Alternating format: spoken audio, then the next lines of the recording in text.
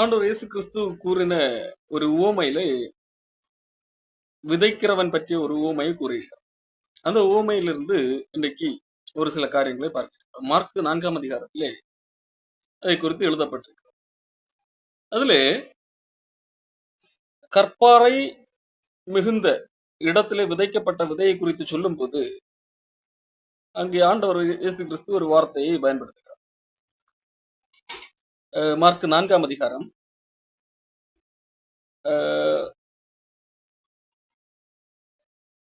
17ஆம் வசனம். மார்க் 4ஆம் அதிகாரம் 5ஆம் வசனம். சில விதை அதிக மண்ணில்லாத கற்பாறை நிலத்தில் விழுந்தது, அதற்கு ஆழமான மண் இல்லாததினால் சீக்கிரத்திலே முளைத்தது என்று சொல்லி பார்க்கிறோம். இங்கே அந்த விதையை குறித்து சொல்லும் போது சீக்கிரத்தில் முளைத்தது என்கின்ற வார்த்தை அங்கே பயன்படுத்தப்படுகிறது. உடனடி பலன், இமீடியட் ரிசல்ட் என்று சொல்வார்கள் அல்லவா? மற்ற விதைகளை ஒப்பிட்டு பார்க்கும்போது இது வேகமாக ஒரு ரிசல்ட், முளைத்து வருகின்ற ஒரு காட்சியை இங்கே காண முடிகிறது. சீக்கிரமாக முளைக்கின்ற ஒரு விதையாக காணப்படுகிறது. இது எப்படி சீக்கிரமாக முளைக்கிறது? காரணம், அந்த விதையிலே ஏதாவது மாற்றம் இருக்கிறதா என்று கேட்டால் விதையிலே மாற்றம் இல்லை. விதை எல்லா இடத்திற்கு விதைக்கப்பட்ட விதையும் ஒரே மாதிரியான விதையிலே பிரச்சனை கிடையாது. அப்போ அந்த விதை சீக்கிரமாக முளைக்கிற காரணம் எதுவாக இருக்கிறது? நிலம் என்று சொல்லி நாம் பார்க்கிறோம். அப்போ ஒவ்வொரு நிலத்தின் தன்மைக்கேற்ப சீக்கிரமாக முளைக்கலாம், லேட்டாக முளைக்கலாம்.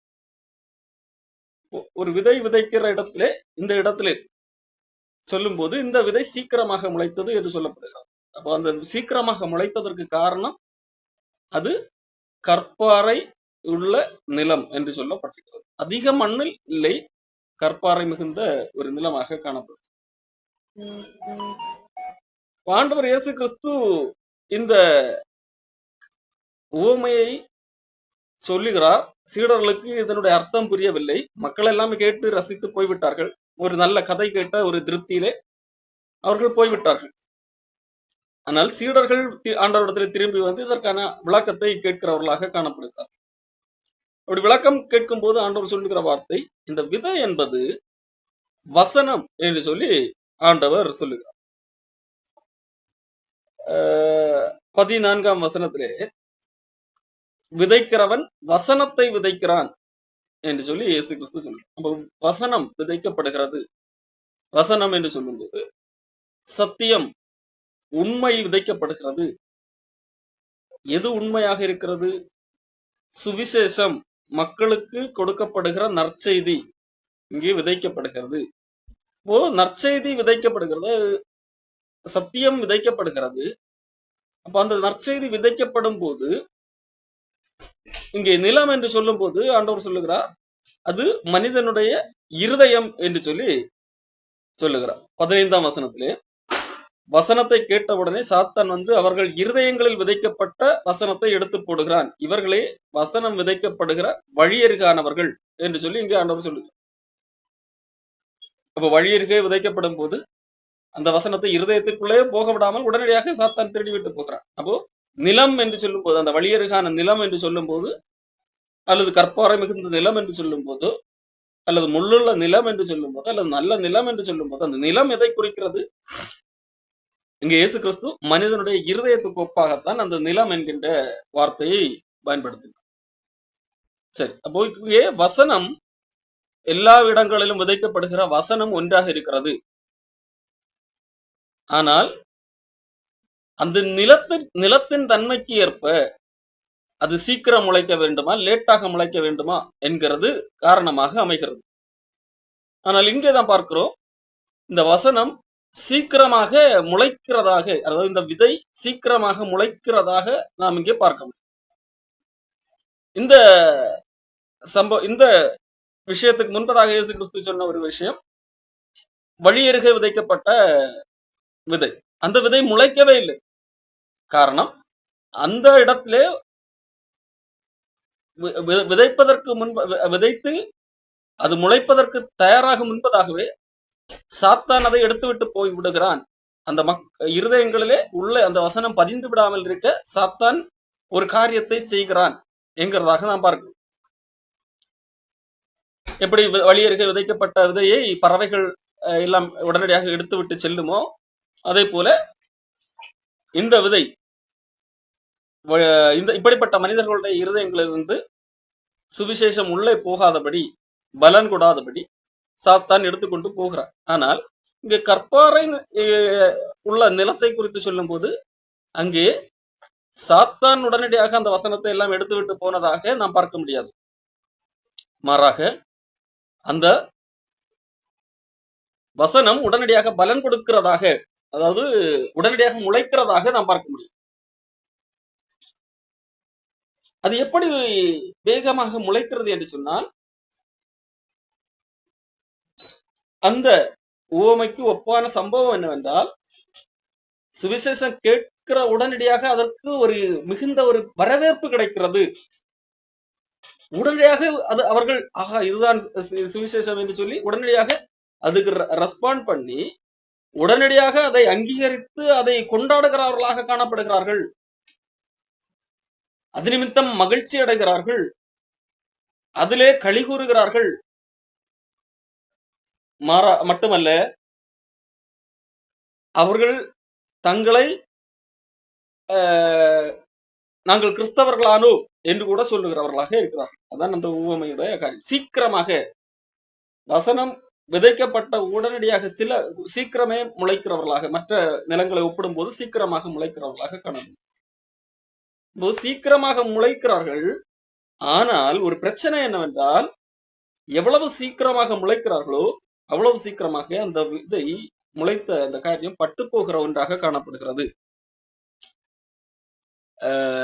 மார்க் 4ஆம் அதிகாரம் 6ஆம் வசனம், வெயில் அதுக்கு முந்தைய வசனம் சீக்கிரத்திலே முளைத்தது என்று பார்க்கிறோம். ஆனால் வெயில் ஏறின போதோ தீந்து போய் வேர் இல்லாமையால் உலர்ந்து போயிற்று. அது எவ்வளவு சீக்கிரமாக முளைத்ததோ அவ்வளவு சீக்கிரமாகவே வெயில் வந்த உடனடியாகவே அது உலர்ந்து போனது, காய்ந்து போனது என்று சொல்லி நான் பார்க்க முடியும். இதற்கு காரணம் என்ன என்று பார்த்தால் அதிலே சொல்லப்பட்டிருக்கிறது, அதற்கு வேர் இல்லை. மரம் செடி விதையிலிருந்து முளைப்பு வருகிறது, ஆனால் வேர் இல்லை என்று சொல்லி சொல்லப்பட்டிருக்கிறது. இப்போ வேர் இல்லாமலே விதை முளைக்குமா? முளைக்கும், சீக்கிரமாக முளைக்கும். காரணம் அங்கே காணப்படுகிற அது மண் அல்ல, கற்பாறை.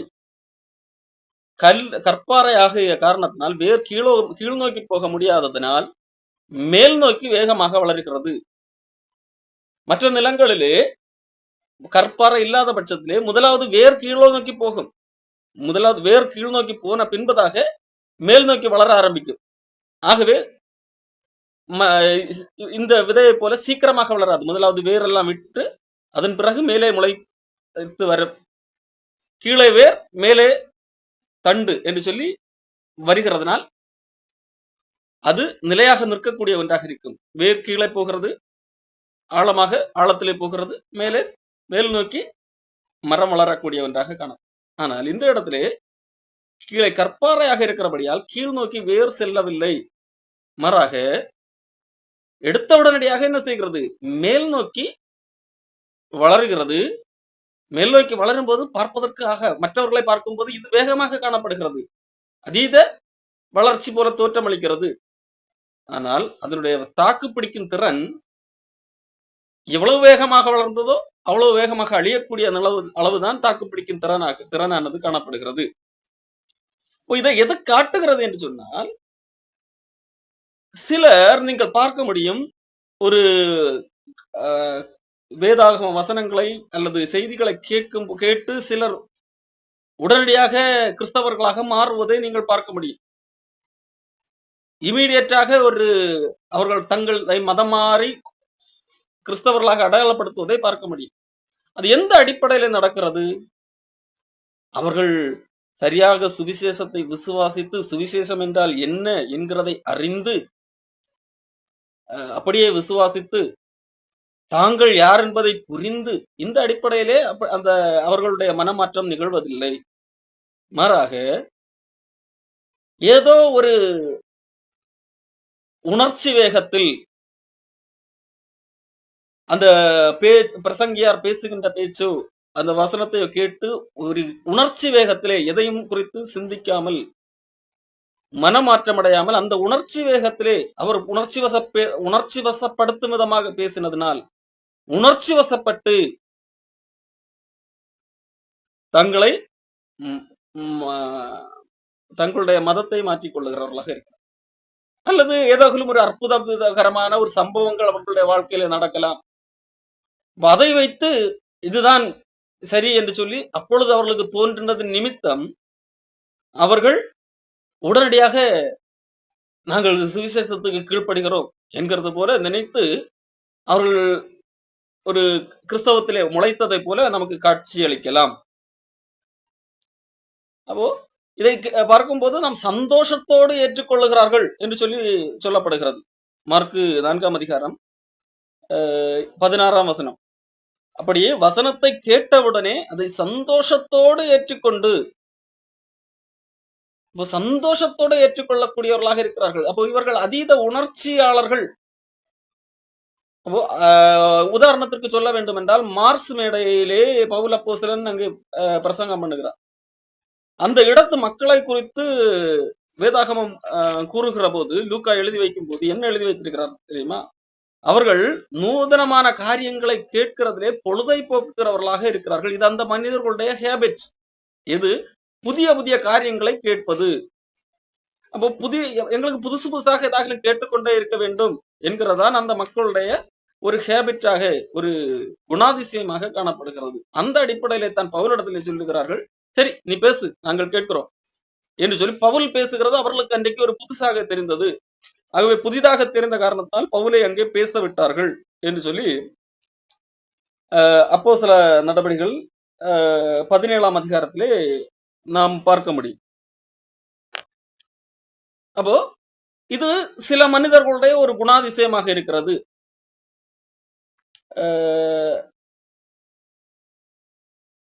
அப்போஸ்தல நடபடிகள் 17:20 சொல்லப்பட்டிருக்கிறது. நூதனமான காரியங்கள்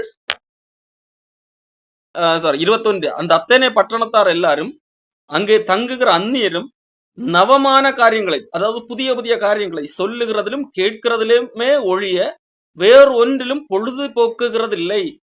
அப்போ அவர்களுடைய இயல்பான குணாதிசயமே நாங்கள் இதுவரைக்கும் கேட்ட ஒன்றை கேட்கக்கூடாது, புதுசாக யாராக ஏதாவது சொல்லுகிறார்களா என்கிறதிலே குறித்து அந்த ஒரு கியூரியாசிட்டி உடையவர்கள், அந்த ஒரு எதிர்நோக்கு சிந்தையுடையவர்கள், எங்களுக்கு புதுசு புதுசாக ஏதாவது சொல்ல வேண்டும் என்கின்ற எண்ணம் உடையவர்கள். அப்ப அப்படிப்பட்டவர்கள் ஒரு வித்தியாசமான ஒரு காரியத்தை கேட்கிறார்கள், ஒரு சுவிசேஷத்தை கேட்கிறார்கள், அவர்களுக்கு புதுசாக இருக்கிறது.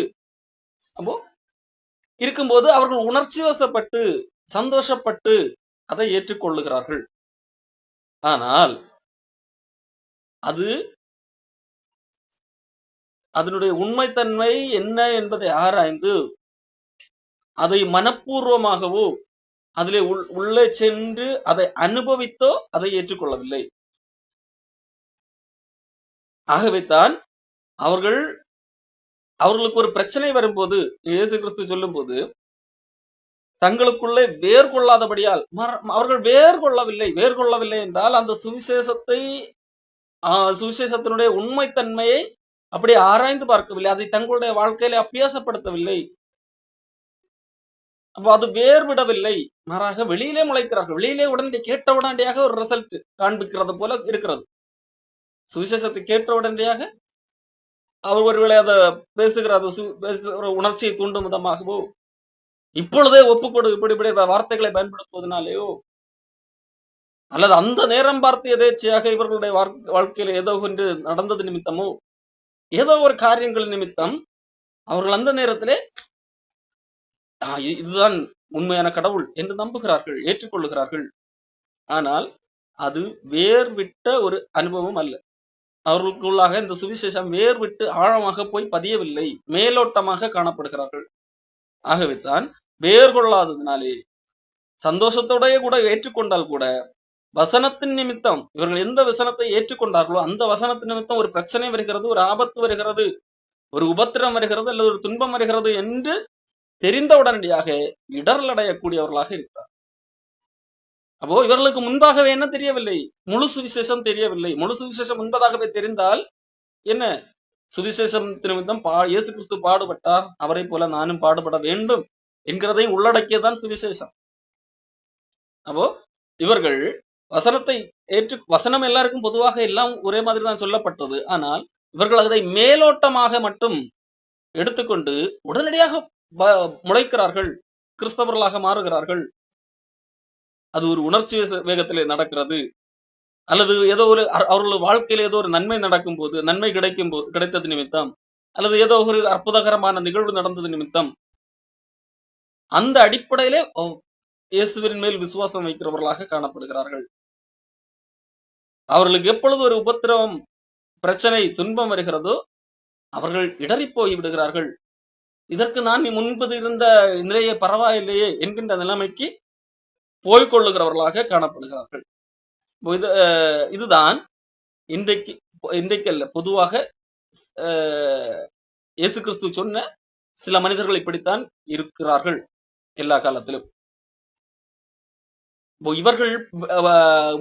இவர்களை நாம் பார்க்கும்போது, ஆரம்பத்தில் பார்க்கும்போது இவர்கள் ரட்சிக்கப்பட்டவர்கள் என்று நினைக்க வாய்ப்பு உண்டு. ஆனால் அவர்கள் ரட்சிக்கப்பட்டவர்களா இல்லையா என்கிறது எது உறுதி செய்கிறது? அவர்களுடைய வாழ்க்கையில வருகிற அந்த பிரச்சனைகள், துன்பங்கள் தான் உறுதி செய்கிறது. அவர்கள் எப்படி இடறி போகிறார்கள், எப்படி புலம்புகிறார்கள், அது நிமித்தம் அவர்கள் கடவுளுக்கு எதிராக எப்படி பேசுகிறார்கள், அவர்கள் தங்களுடைய உபதேசத்தை எப்படி அதன் பின்பதாக மாற்றிக் கொள்ளுகிறார்கள் என்கிறதை அடிப்படையாக வைத்து அவர்கள் உண்மையிலே ரட்சிக்கப்பட்டார்களா இல்லையா என்று சொல்லி தீர்மானிக்கப்படுகிறது. அடுத்ததாக இங்கே நல்ல நிலத்தை குறித்து இயேசு கிறிஸ்து சொல்லுகிறார்.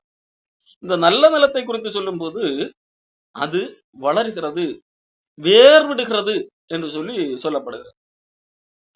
நல்ல நிலத்தில் விளந்து ஓங்கி வளர்கிற பயிராகி 1 30, 1 60, 1 100 பலன் தந்தது. அப்ப அதற்கு காரணம் என்ன? இங்கே கீழே கற்பாறை மிகுந்த நிலம் இல்லை. முதலாவது வேர் கீழே போகிறது நன்றாக. அது வேர் விட்டு வளர்கிறதுனால்தான் அது பலன் தரக்கூடிய ஒன்றாக காணப்படுகிறது.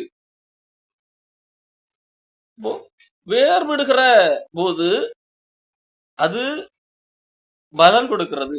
வேர் விடுகின்ற சூழல் என்கிறது எதை காட்டுகிறது? சுவிசேஷத்தை கேட்கின்ற போது அந்த சுவிசேஷம் அவர்களை சரியாக அவர்கள் அதை சரியாக ஏற்றுக்கொள்ளுகிறார்கள். அந்த சுவிசேஷத்தை எதற்காக சொல்லப்பட்டதோ அந்த அடிப்படையிலே ஏற்றுக்கொள்ளுகிறார்கள். அந்த சுவிசேஷம் அவர்களை முதலாவது அவர்களுக்கு சுட்டி காண்பிக்கிறது. இயேசு கிறிஸ்து நம்முடைய பவுல் சொல்லுகிறார் 1 கொரிந்தியர் 15 அதிகாரத்திலே, நான் பிரசங்கித்த சுவிசேஷத்தை மறுபடியும் உங்களுக்கு சொல்லுகிறேன். கர்த்தராகிய இயேசு கிறிஸ்து வேத வாக்கியங்களின்படி நம்முடைய பாவங்களுக்காக மரித்தார் என்று சொல்லப்பட்டிருக்கிறதா? அப்போ அந்த சுவிசேஷம் முதலாவது அவர்களை நாங்கள் பாவிகள் என்கிறதை அவர்களுக்கு சுட்டி காட்டுகிறது. நாங்கள் பாவிகள் என்கிறதை அவர்கள் உணர்கிறார்கள். வேறு விட வேண்டும் என்றால் தங்கள் யார் அந்த நிலம் பண்படுத்தப்பட்ட நிலமாக இருக்க வேண்டும். இங்கே அதைத்தான் இயேசு கிறிஸ்து சொல்லுகிறார், அது நல்ல நிலம் என்று சொல்லி. அப்போ நல்ல நிலம் என்று சொன்னால் என்ன? பண்படுத்தப்பட்ட நிலம். அப்ப அது முதலாவது இந்த சுவிசேஷம் அவர்களை பண்படுத்துகிறது. சுவிசேஷம் அவர்களை குறித்து யார் என்பதை காண்பித்துக் கொடுக்கிறது. முதலாவது ஒரு கேட்டகரி பார்த்தோம் அல்லவா, கற்பாறை இதுல. அது அவர்கள் பண்படுத்தவில்லை. சுவிசேஷத்தை கேட்ட உடனடியாக ஒரு எமோஷனல் அட்டாச்மெண்டிலே அல்லது ஒரு காரியங்கள் அடிப்படையிலே அப்படியே ஏற்றுக்கொள்ளுகிறார்கள். அவர்கள் தங்களை தாங்களே பரிசோதித்து பார்க்கவில்லை. எதற்காக இந்த சுவிசேஷம் எனக்கு தேவை என்கிறதை உணரவில்லை.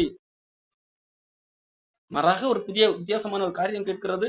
அப்போ இந்த வருடத்திலே போனால் நமக்கு ஏதாவது நன்மை நடக்கும் அல்லது நன்மை நடந்திருக்கிறது என்று சொல்லி, அல்லது அந்த கூட்டத்திலே நடக்கின்ற அந்த சில வித்தியாசமான பரவச அனுபவம் போன்ற சில காரியங்கள், ஏதோ ஒரு காரியங்கள் நிமித்தமாக உணர்ச்சி வசப்பட்டு மதம் மாறினவர்களாக இருக்கிறார். ஆனால் இங்கே நல்ல நிலம் என்கிறது எதை காட்டுகிறது?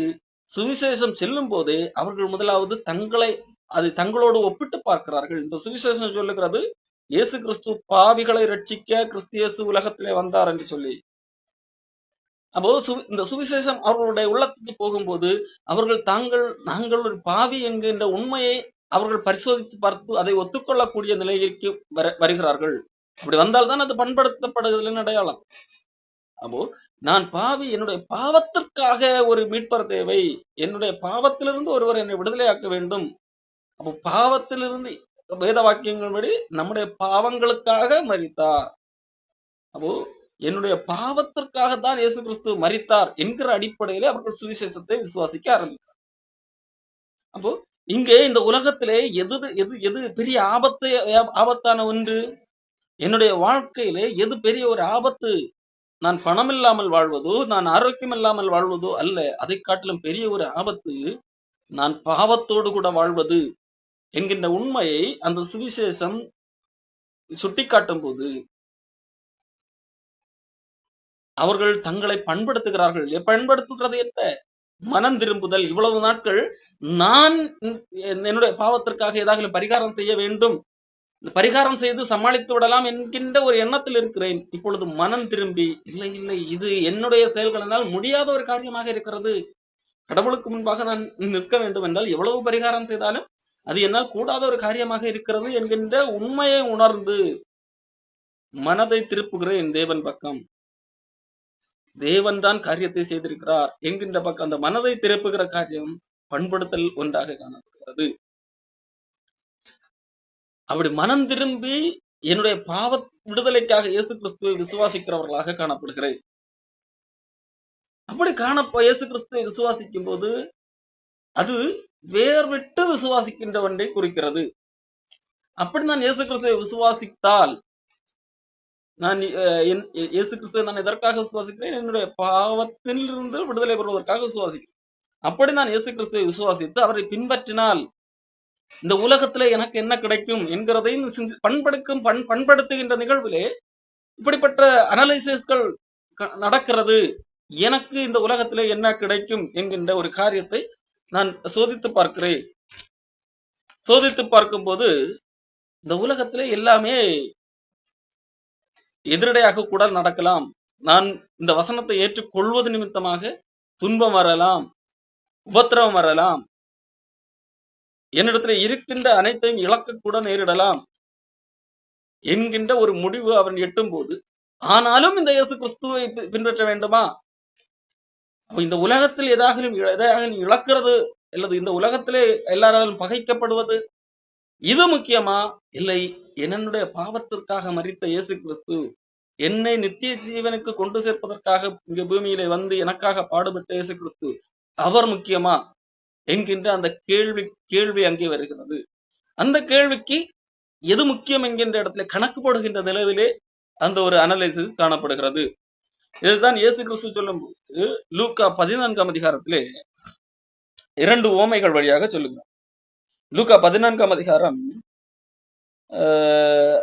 26வது வசனத்திலிருந்து படிக்கிறேன். யாதொருவன் என்னிடத்திலே வந்து தன் தகப்பனையும் தன் தாயையும் மனைவியையும் பிள்ளையும் சகோதரரையும் சகோதரிகளையும் தன் ஜீவனையும் வெறுக்காவிட்டால் எனக்கு சீசனாக இருக்க மாட்டான். தன் சிலுவையை சுமந்து கொண்டு எனக்கு பின் செல்லாதவன் எனக்கு சீசனாக இருக்க மாட்டான் என்று சொல்லுகிறார். அப்போ இயேசு கிறிஸ்துவை பின்பற்றுகிறேன் என்றால் எனக்கு இந்த பூமியிலே என்னுடைய சுயலாபத்திற்காக அதைத்தான் தன்னைத்தான் வெறுத்து தன்னுடைய சிலுவையை சுமந்து கொள்ளுகிறது என்கிறதை குறிக்கிறது. தன்னை வெறுக்கிறது, சுய பிரியராக இல்லாமல் இருக்கிறது. அப்போதான் சுய பிரியராக இருக்கிறதை வெறுக்க வேண்டும்.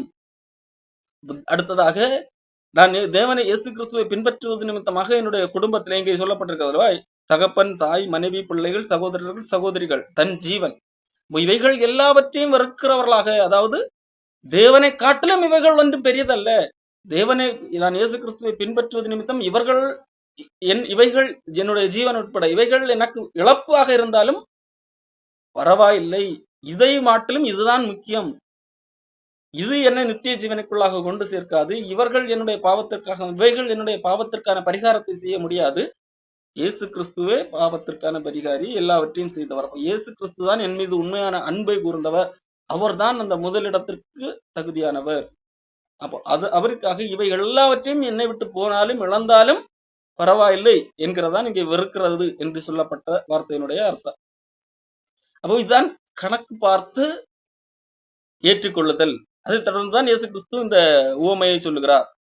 உங்களில் ஒருவன் ஒரு கோபுரத்தை கட்ட மனதாக இருந்து அஸ்திபாரத்தை போட்ட பின்பு முடிக்க திராணி இல்லாமற் போனால் பார்க்கிறவர்கள் எல்லாரும் இந்த மனுஷன் கட்டத் தொடங்கி முடிக்க திராணி இல்லாமற் போனான் என்று சொல்லி தன்னை பரியாசம் பண்ணாதபடிக்கு அதை கட்டி தீர்க்கிறதற்கு தனக்கு நிர்வாகம் உண்டோ இல்லையோ என்று முன்பு அவன் உட்கார்ந்து செல்லும் செலவை கணக்கு பாராமல் இருப்பானோ. முதலாவது ஒரு கட்டிடத்தை கட்ட வேண்டும் என்று சொன்னால் அது கட்டிடம் கட்டப்பட்டு கொண்டிருக்கிறது. பாதியிலே அந்த கட்டிடம் கட்டி கொண்டிருக்கும் போது அதற்கான செலவு இல்லை, தீர்ந்து போயிட்டு.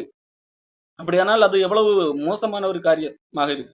அப்போ அவன் முன்பே உண்மையிலே சரியாக கட்ட வேண்டும் என்று நினைக்கிறவன் முன்பே கட்டுவதற்கு முன்பதாகவே இது என்னால் கட்ட முடியுமா, கட்ட முடியாதா என்று சொல்லி அதற்கு எவ்வளவு செலவாகும் என்று சொல்லி அதை கணக்கு பார்த்துட்டு தானே அதை கட்டுவதற்காக இறங்குவான். இப்படி கணக்கு பார்க்காமல் இறங்கினால் பாதியிலே நின்றுவிடும், பிரயோஜனம் இல்லை. அப்போ என்னை பின்பற்ற வேண்டும் என்றால் முன்பே இது என்னால் இப்படி பின்பற்ற முடியுமா முடியாதா. இயேசு கிறிஸ்துவை பின்பற்றினால் இவ்வளவு உபத்திரவங்கள் எல்லாம் இருக்கிறது. இயேசு கிறிஸ்துவை இதை குறித்து சொல்லி இருக்கிறார். அதெல்லாம் இயேசு கிறிஸ்துவோட சுவிசேஷத்திலே வரக்கூடிய ஒன்றுதான். எந்த சுவிசேஷத்தை ஏற்றுக்கொண்டால் இந்த உலகம் உங்களை பகைக்கும். காரணம், நான் உலகத்தான் அல்ல, என்னுடைய சித்தாந்தம், இயேசு கிறிஸ்து நமக்கு போதிக்கக்கூடிய கொள்கைகள், இயேசு கிறிஸ்துவை பின்பற்றுவது நிமித்தமாக, சுவிசேஷத்தை ஏற்றுக்கொள்வது நிமித்தமாக நம்முடைய வாழ்க்கையிலே நம்முடைய வாழ்க்கை முறை அது இந்த உலகத்தோடு ஒத்து போகாது. அப்போ இந்த உலகம் கண்டிப்பாக பகைக்கும்.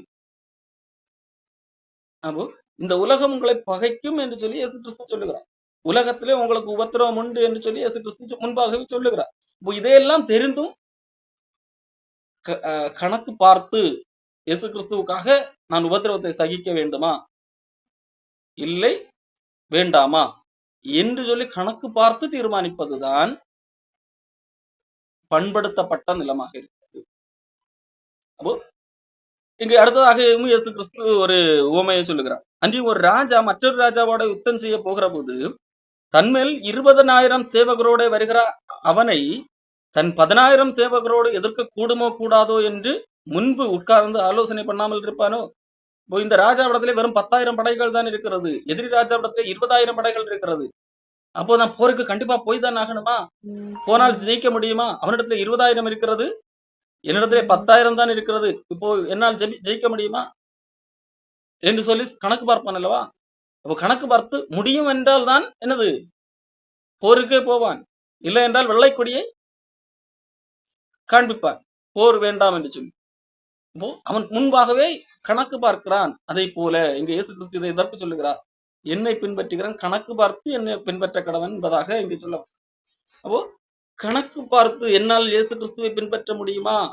இயேசு கிறிஸ்துவை பின்பற்றினால் இந்த உலகத்திலே இவ்வளவு காரியங்கள் எல்லாம் நடக்கும், இதுதான் நடக்கும் என்று இயேசு கிறிஸ்து சொன்னதை அப்படியே ஏற்றுக்கொண்டு பின்பற்றுகிறவர்கள் தான் பண்படுத்தப்பட்ட நிலத்திலே விழுந்த விதையை உள்வாங்கிக் கொள்ளுகிறவர்கள். அப்போ பண்படுத்துதல் என்பது மனம் திரும்புதல், சுவிசேஷத்தை அப்படியே ஏற்றுக்கொள்ளுதல், ஏற்றுக்கொண்டு அது நிமித்தமாக வருகிற எல்லா காரியங்களையும் இயேசு கிறிஸ்து சொன்ன எல்லாவற்றையும் தெரிந்த ஏற்றுக்கொள்ளுதல், அப்படி தெரிந்து ஏற்றுக்கொண்டு பின்பற்றுதல். ஓகே, சுவிசேஷத்தை ஏற்றுக்கொண்டால் எனக்கு துன்பம் வரும், சுவிசேஷத்தை ஏற்றுக்கொண்டால் என்னுடைய சொந்தக்காரர்கள் பகைவர்கள் எல்லாரும் ஒருவேளை வெறுக்கலாம், நான் தனிமையிலே விடப்படலாம், தனிமையிலே அதிக ஸ்ட்ரெஸ்ஸுக்குள்ளாகக்கூடிய சூழ்நிலை ஏற்படலாம், ஃப்ரஸ்ட்ரேஷன் வரலாம், எல்லாரும் ஒதுக்கி வைக்கலாம், எல்லாரும் கூட பகைக்கலாம், என்னை ஒரு பைத்தியக்காரனை போல பார்க்கலாம், எல்லாம் இழக்கக்கூடிய சூழல் கூட வரலாம்.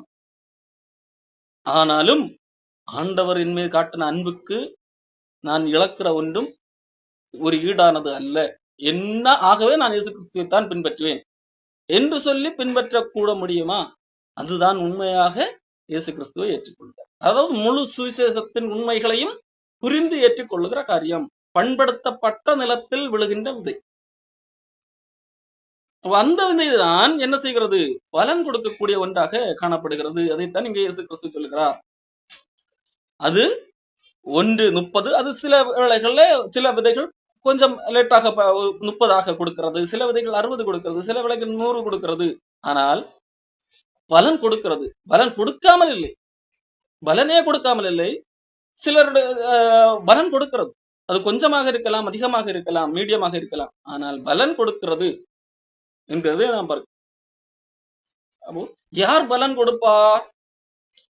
இத்தபடி உண்மையான சுவிசேஷத்தை உள்வாங்கி அதனூடாக வருகிற பிரச்சனைகளையும், இயேசு கிறிஸ்து என்னெல்லாம் பிரச்சனைகள் வரும் என்று சொன்னாரோ, அப்போஸ்தலர்கள் என்னெல்லாம் பிரச்சனைகள் வரும் என்று சொன்னார்களோ, அதையெல்லாம் தெரிந்தும் பரவாயில்லை, இதெல்லாம் கணக்கு பார்த்தும் நான் ஆண்டவரை பின்பற்றுவேன் என்று முடிவெடுக்கக்கூடியவர்கள். அவர்கள் முதலாவதே என்னது, வேறு ஆழமாக போகிறது. காரணமா அவர்கள் சுவிசேஷத்தை ஏற்றுக்கொள்ளும் போதே அதனும் அந்த சுவிசேஷத்தை ஏற்றுக்கொள்வது நிமித்தம் வருகிற பிரச்சனைகளை அறிந்திருக்கிறார்கள். பேதுரு இயேசு கிறிஸ்துவோடு கூட இருக்கும்போது, ஆண்டவர் இந்த பூமியில இருக்கும்போது ஆண்டவர் எல்லாவற்றையும் பார்த்து கொண்டார். ஆனால் இந்த பூமியை விட்டு போகும்போது, உயிர் தெழுந்த பின்பதாக போகும்போது ஆண்டவர் ஒரு காரியத்தை சொல்லுகிறார். இவன் மரிக்க போகிறான், எனக்கு மகிமையாக மரிக்க போகிறான் என்பதை ஆண்டவர் சொல்லுகிறார். யோவான் புஸ்தகத்திலே, யோவான் எழுதின சுவிசேஷத்திலே அது கடைசியில இயேசு கிறிஸ்து உயிர் தெழுந்த பின்பதாக யோவானிடத்திலே, பேதுருவிடத்திலே பேசுகின்ற போது ஆண்டவர் சொல்லுகிற வார்த்தை 18ஆம் வசனம், யோவான் 21:18. நீ இள வயதுள்ளவனாக இருந்த பேதுருவை பார்த்து இயேசு கிறிஸ்து சொல்லுகிறார், உன்னை நீயே அரை கட்டி கொண்டு உனக்கு இஷ்டமான இடங்களில் நடந்து தெரிந்தாய். நீ முதிர் வயதுள்ளவனாகும் போது உன் கைகளை நீட்டுவாய், வேறொருவன் உன் அறையை கட்டி உனக்கு இஷ்டமில்லாத இடத்திற்கு உன்னை கொண்டு போவான் என்று மெய்யாகவே மெய்யாகவே உனக்கு சொல்லுகிறேன் என்றார். அதாவது நீ இப்பொழுது இள வயதுக்கு இருக்கும்போது உனக்கு இஷ்டமான இடத்துல நீ போகிறாய், அந்த சுதந்திரம் இருக்கிறது. ஆனால் உனக்கு வயதாகும் போது உன்னுடைய சுதந்திரம் பறிக்கப்படும், உனக்கு இஷ்டமில்லாத இடத்திற்கு உன்னை கொண்டு போவார்கள் என்பதாக சொல்லுகிறார். அது எதை குறித்து சொல்லுகிறார் என்றால் 19, இன்ன விதமான மரணத்தினாலே அவன் தேவனை மகிமைப்படுத்த போகிறான் என்பதை குறிக்கும்படியாக இப்படி சொன்னார் என்று சொல்லி பாருங்க. அப்ப பேதுருவிடத்திலே ஆண்டவர், இயேசு கிறிஸ்து உயிர் தெழுந்த பின்பதாக பேதுருவிடத்திலே கூறின வார்த்தை என்ன தெரியுமா? நீ எனக்காக மரிக்க போகிறாய் என்பதுதான். அதன் பிறகு நீங்கள் அப்போஸ்தலர் நடவடிக்கைகள்ல பவுல் அப்போஸ்தலனை ஆண்டவர் சந்திக்கும் போது ஆண்டவர் சொல்லுகிற காரியம், இவன் என்னை அநேக மக்களை துன்பப்படுத்தினான், அப்போ இவன் எனக்காக எவ்வளவு அதிகமாய் பாடுபட வேண்டும் என்கிறதை அவனுக்கு காண்பிப்பேன் என்கிறதாகத்தான் அங்கே சொல்லப்படுகிறது. அப்போ இயேசு கிறிஸ்து மனிதர்களை அழைக்கும் போதே உண்மையை சொல்லி உண்மையை புரிய வைத்துதான் அழைக்கிறார். அப்போ உண்மையாக இயேசு கிறிஸ்துவை விசுவாசிக்கிறவர்கள், ஆழமாக வேறுபடக்கூடியவர்கள், பின்னால் இயேசு கிறிஸ்துவை விசுவாசிக்கிறதனூடாக வருகிற இந்த உலகத்திலே வரக்கூடிய பின் விளைவுகளை அறிந்தே விசுவாசிக்கிறவர்களாக இருக்கிறார்கள். பின் விளைவுகளையும் சேர்த்தே விசுவாசிக்கிறார்கள். அதுதான் வேதாகம் சொல்லுகிறது, நாம் விசுவாசிப்பதற்கு மட்டுமல்ல பாடுபடுகிறதற்கும் நமக்கு அருளப்பட்டிருக்கிறது என்று சொல்லி. ஆனால் பல வேளைகளிலே இந்த காரியத்தை இன்னைக்கு சில போதகர்கள் மறைத்து விடுகிறார்கள். நமக்கு விசுவாசிப்பதற்கு நீங்கள் என்ன விசுவாசிக்கிறீர்களோ அதற்குத்தான் நமக்கு அருளப்பட்டிருக்கிறது என்கிறது போல இன்றைக்கு சொல்லுகிறார்கள். பிலிப்பியர் 1ஆம் அதிகாரத்திலே 29ஆம் வசனம், ஏனெனில் கிறிஸ்துவனிடத்தில் விசுவாசிக்கிறதற்கு மாத்திரமல்ல அவர் நிமித்தமாக பாடுபடுகிறதற்கும் உங்களுக்கு அருளப்பட்டிருக்கிறது என்று சொல்லி சொல்லப்படும். அப்போ இதெல்லாம் தெரிந்து பண்படுத்தப்பட்டவர்கள் விசுவாசிக்கும் போது அங்கே வேறு ஆரம்பத்திலே வேறு போட்டபடியால் அவர்கள் நிலைத்திருக்கிறவர்களாக காணப்படுகிறார்கள், அவர்கள் பலன் கொடுக்கிறவர்களாக காணப்படுகிறார்கள். ரோமர் புஸ்தகத்திலே 6ஆம் அதிகாரம் 23ஆம் வசனத்திலே பாவத்தின் சம்பளமோ 22ஆம் வசனம், நீங்கள் பாவத்தினின்று விடுதலையாக்கப்பட்டு தேவனுக்கு அடிமைகள் ஆனதனால் பரிசுத்தமாகுதல் உங்களுக்கு கிடைக்கும் பலன், முடிவோ நித்திய ஜீவன். அப்போ இந்த பரிசுத்தமாகுதல் என்கிறது அவர்களுடைய வாழ்க்கையிலே நிறைவேறி கொண்டிருக்கிறது. பரிசுத்தமாகுதல், நாளுக்கு நாள் பரிசுத்தம், அதான் பலன் கொடுக்கின்ற ஒரு காரியம் அவர்களுடைய வாழ்க்கையிலே அன்னுதினம் வளர்ந்து கொண்டு இருக்கக்கூடிய ஒரு சூழல் வருகிறது. இவர்கள் தான் நல்ல நிலத்திலே விதைக்கக்கூடிய ஒரு விதையாக காணப்படுகிறது. இன்னொரு கேட்டகரி இருக்கிறது, இவர்களும் வளருகிறவர்களாக இருக்கிறார்கள், ஆனால் அவர்களிடத்திலே பலன் இல்லை. முதலாவது ஒரு கேட்டகரி பார்த்தோம், அவர்கள் உணர்ச்சி வசப்பட்டு விசுவாசிக்கிறவர்களாக இருக்கிறார்கள். அதன் பின்பு அவர்கள் நினைத்த அவர்கள் என்னது இயேசு கிறிஸ்துவை விசுவாசித்தால் பாடு வரும், பிரச்சனை வரும் என்கின்ற அந்த காரியத்தை எல்லாம் ஏற்றுக்கொள்ளாததினால், அதை குறித்து ப்ரிப்பேர் ஆக விசுவாசிக்காததினால் அவர்கள் தீந்து போன அல்லது கருகி போன ஒரு செடிக்கு ஒப்பாக மாறி காணப்படுகிறார்கள். ஆகவே இன்னொரு கேட்டகரி என்ன செய்கிறது தெரியுமா? ஒரு உண்மையான சுவிசேஷத்தை சொல்லாமல் போலியான சுவிசேஷத்தை சொல்லுகிறது, மக்களை தக்க வைத்துக் கொள்வதற்காக. அதாவது உண்மையான சுவிசேஷத்தை சொல்லும் போது அதை உணர்ச்சி வசப்பட்டு விசுவாசிக்கிறவர்கள் அந்த சுவிசேஷத்து நிமித்தம் உபத்திரவமோ துன்பம் வரும்போது இடர்லடங்கி போகிறார்கள். அப்படி போய்விடக்கூடாது, இங்கே தான் இருக்க வேண்டும் என்கிறதற்காக இவர்களுக்காக ஒரு போலியான ஒரு சுவிசேஷம் தயார் செய்யப்படுகிறது. அது என்ன போலியான சுவிசேஷம்? இந்த சுவிசேஷம் உண்மையான சுவிசேஷம் அல்லது சத்தியம் என்கிறது சுவிசேஷம், அந்த சுவிசேஷத்தினூடாக வருகிற பாடுகள், இது எல்லாவற்றையும் உள்ளடக்கிய ஒன்றாக இருக்கிறது. இவர்கள் அந்த சுவிசேஷத்திலிருந்து கொஞ்சத்தை எடுத்துக்கொண்டு சில காரியங்களை புகுத்துகிறார்கள். அது என்ன புகுத்துதல் என்பதை மார்க்கு புஸ்தகம் 4ஆம் அதிகாரத்திலே நாம் பார்க்கிறோம். மார்க்கு புஸ்தகத்திலே 4ஆம் அதிகாரத்திலே இயேசு கிறிஸ்து சொல்லுகிறார், முள்ளுள்ள இடங்களிலே விதைக்கப்பட்ட விதை என்று சொல்லி அங்கே சொல்லுகிறார். அந்த முள் எதை குறிக்கிறது? மார்க்கு 4:7 சில விதை முள்ளுள்ள இடங்களில் விழுந்தது, முள் வளர்ந்து அது பலன் கூடாதபடி அதை நெருக்கி போட்டது. அப்போ அந்த செடி வளருகிறது, செடி கீழே என்னது வளருகிறது, ஆனால் கூடவே சேர்ந்ததையும் வளர்கிறது, முள்ளும் வளர்கிறது. அப்போ அந்த நிலத்திலே சுவிசேஷ வசனம் விதைக்கப்படுகிறது, கூடவே வேறு ஒரு காரியம் இருக்கிறது. எங்கு? இது முள் எனப்படுகிற கள்ளப்போதகம் கூடவே இருக்கிறது. எதை காட்டுகிறது? 18ஆம் வசனம், வசனத்தை கேட்டும் உலக கவலைகளும் ஐஸ்வர்யத்தின் மயக்கமும் மற்றவைகளை பற்றி உண்டாகிற இச்சைகளும் உட்பிரவேசித்து வசனத்தை நெருக்கி போட அதனால் பலனற்று போகிறார்கள், இவர்களே முள்ளுள்ள இடங்களில் விதைக்கப்பட்டவர்கள். இங்கே நிலம் இருக்கிறது, நிலத்திலே வசனம் விதைக்கப்படுகிறது, ஆனால் அங்கே ஏற்கனவே என்ன இருக்கிறது? முட்கள் இருக்கிறது. அந்த முட்கள் அவர்களாகவே தங்களுக்குள்ளாக ஏற்கனவே இருக்கிறதை மாற்றாமல் இருக்கலாம். ஆனால் இன்றைக்கு நடக்கிறது என்னவென்றால், கள்ள போதகர்கள் என்கிறவர்களை இந்த முள்ளையும் சேர்த்து விதைக்கிறவர்களாக இருக்கிறார்கள். சுவிசேஷம் என்கின்றது. இங்கே சொல்லப்பட்ட காரியம் என்ன? முள் என்று சொல்லி அந்த ஒப்பீடு எதை குறித்து சொல்லப்படுகிறது? உலக கவலைகள். இந்த உலகத்தை இந்த நாம் காண்கிற இந்த பூமிக்குரிய காரியங்கள், இவைகளை குறித்த கவலை, ஐஸ்வர்யத்தின் மயக்கம், ப்ராஸ்பரிட்டி காஸ்பல், பணக்காரன் ஆகிறதற்கு மேலேயே மோகம், எப்படி பணக்காரன் ஆகலாம், பிசினஸ் ட்ரைனிங் என்றெல்லாம் இன்றைக்கு கிறிஸ்தவத்திலே வியாபாரிகள் கூடுகை, எப்படி பணக்காரன் ஆகலாம், இப்படிப்பட்ட அந்த ஐஸ்வர்யத்தின் மேல் மயக்கம், அதற்கேற்றவே போதனை. உலக கவலைகள், ஐஸ்வர்யத்தின் மயக்கம், மற்றவைகளை பற்றி உண்டாகிற இச்சைகள், எவைகளை எல்லாம் மனிதர்கள் ஆசைப்படுகிறார்களோ அதை குறித்த ஆசையை தூண்டுகிற, நீங்கள் எதையெல்லாம் ஆசைப்படுகிறீர்களோ, உங்களுக்கு ஒரு வீடு இல்லையா, உங்களுக்கு 4 வீடு தருவார், இதுதான் இந்த ஆண்டின் வாக்கு தத்தம் என்று சொல்லி மக்களுக்குள்ளாக ஆசையை தூண்டுகிற, இச்சையை தூண்டுகிற பேச்சுக்கள், இதெல்லாம் உட்பிரவேசிக்கும் போது, இது எதன் வழியாக உட்பிரவேசிக்கிறது? இயல்பாகவே மனிதனுக்குள்ளாக இருக்கிற பாவம் இந்த இவைகளுக்குள்ளாகத்தான் மனிதனை சிறைப்படுத்துகிறது. ஆனால் கிறிஸ்தவம் என்பது இவைகளிலிருந்து மனிதனை விடுதலையாக்க வேண்டியது. இதெல்லாம் இந்த பாவங்களிலிருந்து மனிதனை விடுதலையாக்க வேண்டியது. ஆனால் இன்றைக்கு கிறிஸ்தவ போதகர்கள் என்கிறவர்களே இதை விதைக்கிறவர்களாக காணப்படுகிறார். இந்த ஐஸ்வர்யத்தின் மயக்கமும் மற்றவைகளை பற்றி உண்டாகிற இச்சைகளும் உட்பிரவேசிக்கிறது. அது என்ன செய்கிறது தெரியுமா? அது வசனத்தை, உண்மையான சுவிசேஷத்தை நெருக்கி போட்டு உண்மையான சுவிசேஷத்தை குறைக்கிறது.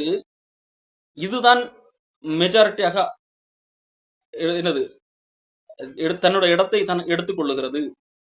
அதான் கலப்பட சுவிசேஷம், போலி சுவிசேஷம், கள்ள சுவிசேஷமாக காணப்படுகிறது. இவர்கள் நிற்கிறார்கள், ஆனால் அவர்கள் பலன் கொடுப்பதில்லை. இந்த செடி என்ன செய்கிறது?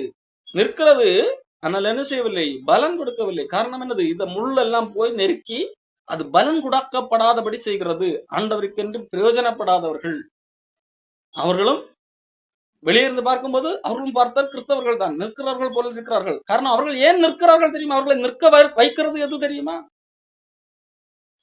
இந்த ஐஸ்வர்யத்தின் மயக்கம், இந்த இந்த அடிப்படை இதுவும் சேர்ந்து இருக்கிறதுனால நிற்கிறார்கள்.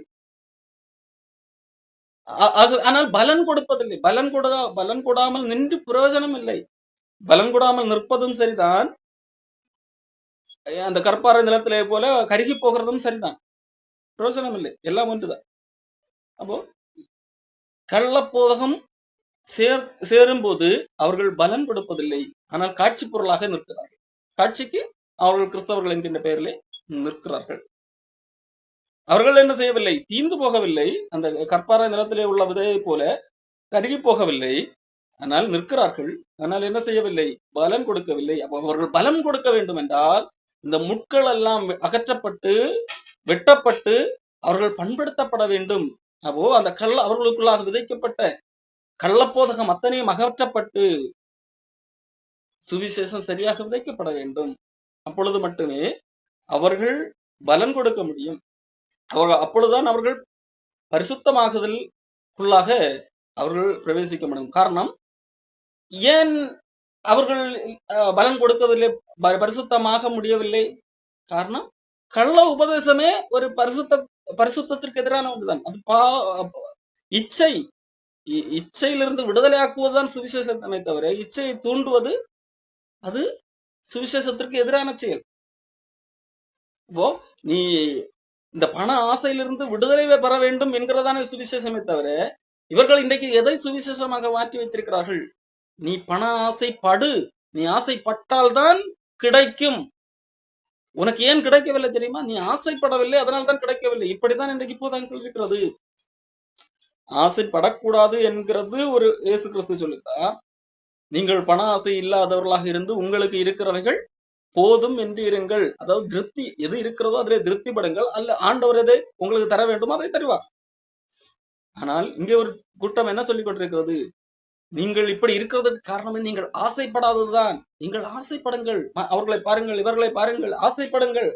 ஆசைப்பட்டால் தான் உங்களுக்கு கிடைக்கும். ஆண்டவர் உங்களுக்காக வாக்குத்தத்தம் பண்ணி இருக்கிறார்.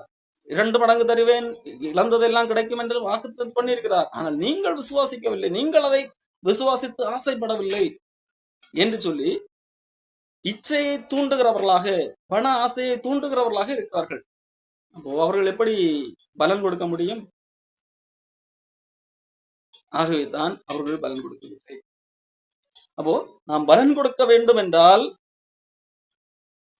நாம் நன்றாக பண்படுத்தப்பட வேண்டும்.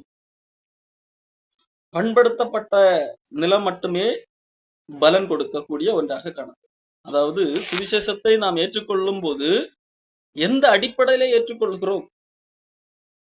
நாம் உண்மையிலேயே அந்த சுவிசேஷத்தினுடைய உண்மைத்தன்மையை உணர்ந்து இந்த சுவிசேஷம் எனக்கு தேவை, காரணம் என்னுடைய நிலைமை அப்படிப்பட்ட நிலைமையை தான் இருக்கு, இந்த சுவிசேஷம் அதைத்தான் எனக்கு சுட்டி காட்டுகிறது என்கிறதை உணர்ந்து நான் அதை ஏற்றுக்கொள்கிறேன். இந்த சுவிசேஷத்தை ஏற்றுக்கொள்ளும் போது இந்த உலகம் என்னை எப்படியெல்லாம் பார்க்கும், இந்த உலகம் முக்கியமா, இந்த உலகத்துக்கு பின்வரும் ஒரு வாழ்வு இருக்கிறது, ஆண்டவர் அதை வைத்திருக்கிறார், அதற்காகத்தான் இயேசு கிறிஸ்து வந்தார், நித்திய ஜீவனை தருவேன் என்பதே அவர் செய்த வாக்குத்தத்தம், அதை எனக்கு தருவார். அப்போ இந்த உலகம் எனக்கு முக்கியமில்லை என்கின்ற அந்த கணக்கு போடுதல் எல்லாம் பார்த்து நான் விசுவாசிக்கிறேனா என்கிறதே ஒரு மனிதனை நிலைத்து நிற்க வைக்கிற ஒன்றாக காணப்படுகிறது.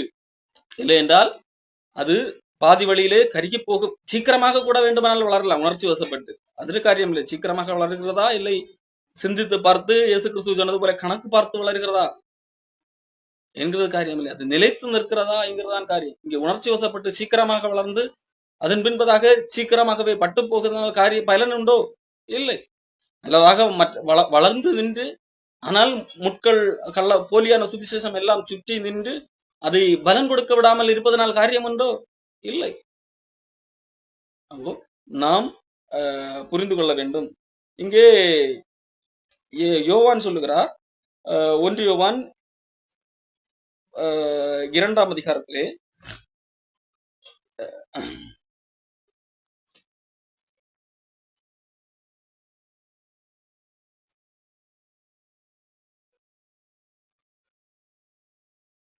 ஒன்றியோவான் 2ஆம் அதிகாரம் 18ஆம் வசனம் 19ஆம் வசனத்திலே யோவான் சொல்லுகிறார், பிள்ளைகளை, இது கடைசி காலமாக இருக்கிறது, அந்தி கிறிஸ்து வருகிறான் என்று நீங்கள் கேள்விப்பட்டபடி இப்பொழுதும் அநேக அந்தி கிறிஸ்துக்கள் இருக்கிறார்கள். அதனாலே இது கடைசி காலம் என்று அறிந்திருக்கிறோம். யோவான் வாழ்ந்த காலத்திலே கள்ளப்போதர்களை குறித்து சொல்லுகிறார். கள்ளப்போதர்கள் என்கிறவர்கள் அந்தி கிறிஸ்துக்கள் என்பதாக இங்கே சொல்லுகிறார். இப்பொழுது அநேக அந்தி கிறிஸ்துக்கள் இருக்கிறார். இந்த அந்தி கிறிஸ்துக்கள் கள்ளப்போதர்கள் யார்? கள்ளப்போதர்கள் யார்? அவர்களும் தங்கள் கிறிஸ்தவர்கள் என்று சொல்லிக் கொண்டு வந்தவர்கள் தான். பாருங்கள், அவர்கள் நம்மை விட்டு பிரிந்து போனவர்கள். இந்த அந்தி கிறிஸ்துக்கள், இந்த கள்ளப்போதர்கள், அவர்கள் பேசுவதும் சுவிசேஷம் தான். அதாவது சுவிசேஷத்தின் சேர்த்துதான் பேசுகிறார்கள். ஆனால் அது உண்மையான சுவிசேஷம் அல்ல, அது கலப்படம். சுவிசேஷத்தின் ஒரு பகுதியை எடுத்துக்கொண்டு மீதி அவர்களுடைய இச்சையை தூண்டக்கூடிய இச்சகமான வார்த்தைகளையும் சேர்த்து பேசக்கூடியவர்களாக இருக்கிறார்கள் கள்ளப்போதர்கள், அந்தி கிறிஸ்துக்கள். அவர்கள் நம்மை விட்டு பிரிந்து போனவர்கள், கிறிஸ்தவத்தை விட்டு பிரிந்து போனவர்கள். பார்ப்பதற்கு அவர்களும் கிறிஸ்தவர்கள் தான், ஆனால் உண்மையிலே அவர்கள் உண்மையான கிறிஸ்தவத்தை விட்டு பிரிந்து போனவர்கள். ஆனால் அவர்கள் தங்களை குறித்து சொல்லும் போது எப்படித்தான் சொல்வார்கள்? கிறிஸ்தவர்கள் என்றுதான் சொல்லுவார்கள். இன்னைக்கு இருக்கிற கள்ளப்போதர்கள் தங்களை யாராலும் நான் கிறிஸ்தவத்துக்கு எதிரானவன் என்று சொல்வார்களா? யாராலும் கிறிஸ்தவத்துக்கு எதிரானவன் என்று சொன்னால் மக்கள் உடனடியாக நிராகரிப்பார்கள் இன்னைக்கு இருக்கிற கிறிஸ்தவர்கள். ஆனால் நான் கிறிஸ்தவன் என்று சொல்லிக்கொண்டு இந்து மத மூட நம்பிக்கையே விதைத்தாலும் மக்கள் ஏற்றுக்கொள்கிறவர்களாக இருக்கிறார்கள். அதுதான் இங்க பிரச்சனையாக இருக்கிறது. அப்போ இந்த கள்ளப்போதர்களும் அந்தி கிறிஸ்துக்களும் இங்க யோவான் சொல்லும் போது, யோவான் காலத்திலே வாழ்ந்தவர்களை குறித்து சொல்லுகிறார், இது கடைசி காலமாக இருக்கிறது. அவர்கள், அந்த கள்ளப்போதர்கள் நம்மை விட்டு பிரிந்து போனவர்கள் தான். ஆனால் அவர்கள் பிரிந்து போகிற வரைக்கும் நாம் எப்படித்தான் எண்ணிக்கொண்டிருந்தோம்? அவர்கள் நம்முடையவர்கள், ரட்சிக்கப்பட்டவர்கள் என்று எண்ணிக்கொண்டிருந்தோம். ஆனால் உண்மையிலே அவர்கள் ரட்சிக்கப்படவில்லை என்பதாக சொல்லுகிறார். 1 யோவான் 2:19, அவர்கள் நம்மை விட்டு பிரிந்து போனார்கள், ஆகிலும் அவர்கள் நம்முடையவர்களாக இருக்கவில்லை. நம்முடையவர்களாக ஆரம்பத்திலே நம்மை விட்டுதான் போனார்கள். அது பிரிந்து போகிற வரைக்கும் நம்மிடத்திலே தான் இருந்தார்கள். ஆனால் நம்மிடத்தில் இருந்தாலும் அவர்கள் உண்மையிலே நம்முடையவர்களாக இருக்கவில்லை. நம்மிடத்திலே ரட்சிக்கப்பட்ட கூட்டத்திலே தான் இருந்தார்கள். ஆனாலும் நம்மிடத்தில் ரட்சிக்கப்பட்ட கூட்டத்தில் இருந்தாலும் அவர்கள் உண்மையிலே ரட்சிக்கப்பட்டவர்களாக இருக்கவில்லை. நம்முடனே நிலைத்திருப்பார்களே, அதாவது நம்முடையவர்களாக இருந்தார்களானால், நம்மை போல ரட்சிக்கப்பட்டவர்களாக இருந்தார்களானால் நம்முடனே நிலைத்திருப்பார்களே. அப்ப உண்மையிலே ரட்சிக்கப்பட்டவர்களாக இருந்திருந்தால் அவர்கள் நிலைத்திருப்பார்கள். காரணம், அவர்கள் வரும்போதே கணக்கு போட்டு இயேசு சொன்னதுபடி கணக்கு பார்த்து இயேசுதான் முக்கியம் என்று வந்திருப்பார்கள். உண்மையான மனம் திரும்புதலின் அடிப்படையில சுவிசேஷத்தை விசுவாசித்திருப்பார்கள். ஆகவே அவர்கள் நிலைத்து நின்றிருப்பார்களே. அப்போ அவர்கள் ஆரம்பத்திலே நம்முடையவர்களாக இருக்கவில்லை. அப்போ இப்போ அவர்கள் பிரிந்து போயிருக்கிறார்கள். இப்பொழுது அவர்கள் கள்ளப்போதகத்தை போதிக்கிறார்கள். அப்போ இங்கே யோவான் என்ன சொல்லுகிறார்? எல்லாரும் நம்முடையவர்கள் அல்ல என்று வெளியாகும்படிக்கே பிரிந்து போனார்கள். எல்லாரும் அப்படி பிரிந்து போனவர்கள் நம்முடையவர்கள் அல்ல, நம்மை போல ரட்சிக்கப்பட்டவர்கள் அல்ல என்று வெளியாகும்படிக்கு இப்பொழுது அவர்கள் பிரிந்து போயிருக்கிறார்கள். இப்பொழுது அவர்கள் கள்ளப்போதகர்களாக மாறி இருக்கிறார்கள். அப்போ அவர்கள் பிரிந்து போகிற வரைக்கும் எப்படித்தான் அவர்கள் கள்ளப்போதர்கள் என்கிறது வெளியாகவில்லை. நம்முடையவர்கள் அல்ல, அவர்கள் ரட்சிக்கப்பட்டவர்கள் அல்ல என்பது வெளியாகவில்லை. எப்பொழுது பிரிந்து போகிறார்களோ அப்பொழுது அது அவர்கள் ரட்சிக்கப்பட்டவர்கள் அல்ல என்கிறது வெளியாகிறது. அதே போலதான் இந்த முளைத்து வருகின்ற இந்த காரியம் முளைக்கின்ற போது பரவாயில்லை என்று தோன்றலாம். ஆனால் அது கருகும் போதுதான் தெரியும் இது நம்முடையவர்கள் அல்ல என்று சொல்லி. அதே போல முளைத்து மரமாக நிற்கும் போது அது அவர்களும் ரட்சிக்கப்பட்டவர்கள் என்று தோன்றலாம். ஆனால் அது முட்களால் சூழப்பட்டு பலன் கொடாமல் இருக்கிறதை காணும் போது அது அந்த முட்கள் என்கிறது ஐஸ்வர்யத்தின் மயக்கம், உலகத்தை பற்றிய இச்சை, மற்றவைகளை பற்றிய இச்சை. அப்போ இவைகள் தான் அவைகளுடைய வாழ்க்கையில பிரதிபலிக்கிறது என்கிறதை காணும் போது அவர்கள் ரட்சிக்கப்படவில்லை என்கிறதை குறித்து நாம் அறிந்து கொள்ள முடியும். நல்ல நிலம் என்று சொன்னால் அது கொஞ்சம் கொஞ்சமாகலும் கண்டிப்பாக பலன் கொடுக்கக்கூடிய, நாளுக்கு நாள் ஒரு முன்னேற்றத்தை காணக்கூடிய ஒன்றாக காணப்படுகிறது. ஆகவே நாம் நல்ல நிலத்தை பண்படுத்தப்பட்டவர்களாக காணப்படுவோம். ஒருவேளை பண்படுத்தப்படவில்லை என்றால் நாம் நாளுக்கு நாள் பண்படுத்தி பலனை இன்க்ரீஸ் பண்ணலாம். பண்படுத்த நம்முடைய வாழ்க்கையிலே பலன் அதிகப்படியாக காணப்படும். 30 நாம் 60 ஆக்கலாம், 60 100 ஆக்கலாம். ஏற்கனவே நாம் பலன் கொடுக்கிறவர்கள் என்று சொன்னால் கூட கொஞ்சமாக பலன் கொடுத்தாலும் நம்ம உண்மையை ரட்சிக்கப்பட்டவர்கள் தான். ஆனால் நாம் உண்மையிலே நாம் எதற்கு பிரயாசப்பட வேண்டும்? இன்னும் அதிகமாக பலன் கொடுக்க வேண்டும் என்று சொல்லி பிரயாசப்பட வேண்டும். தொடர்ந்து அடுத்த வாரத்தில்